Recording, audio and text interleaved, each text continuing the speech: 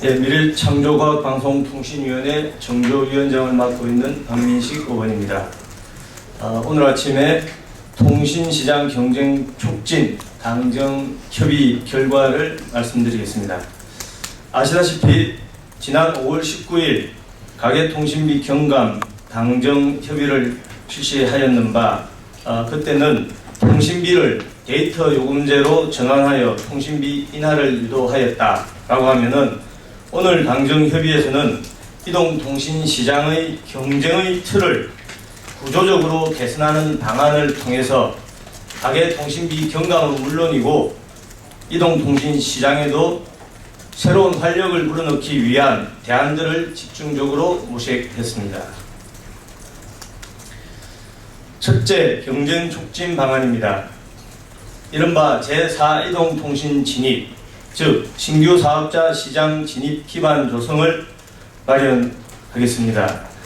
경쟁 촉진 첫 번째 방안은 촉매제 역할을 할 수 있는 신규 사업자가 진입할 수 있는 환경을 만드는 것으로, 구체적으로는 주파수를 우선적으로 할당하고 또 전국망을 단계적으로 구축할 수 있도록 허용하는 등 초기 시장 진입 부담을 줄이는 방안을 마련했습니다.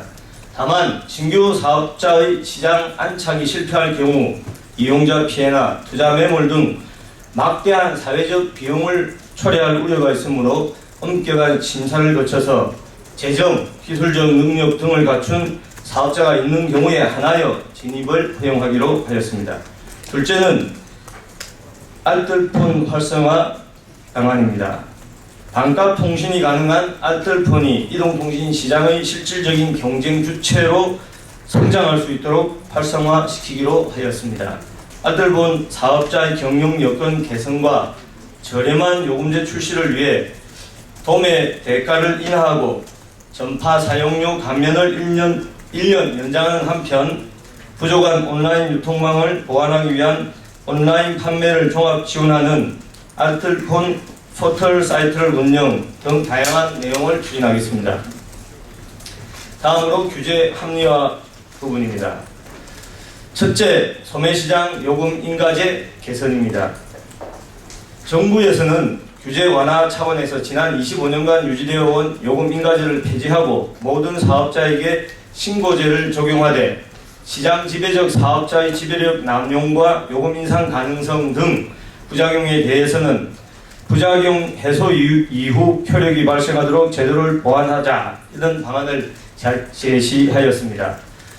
그러나 오늘 당정에서는 인가제를 둘러싼 다양한 각계 의견이 존재하고 또 제도 폐지에 따른 부작용 등에 대한 좀 더 충분한 논의가 필요한 것으로 의견을 모았습니다.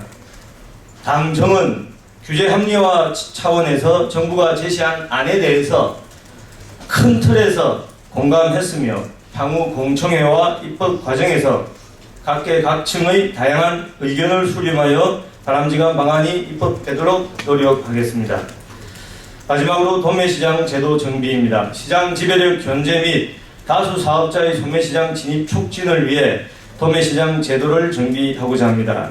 지배력의 원천인 통신 설비를 신규 사업자에 대한 로밍, 알뜰폰 사업자에 대한 도매 제공 등으로 활용토록 하여 다양한 통신 사업자의 원활한 시장 진입과 사업자 간 경쟁 촉진의 기반을 조성하고자 합니다.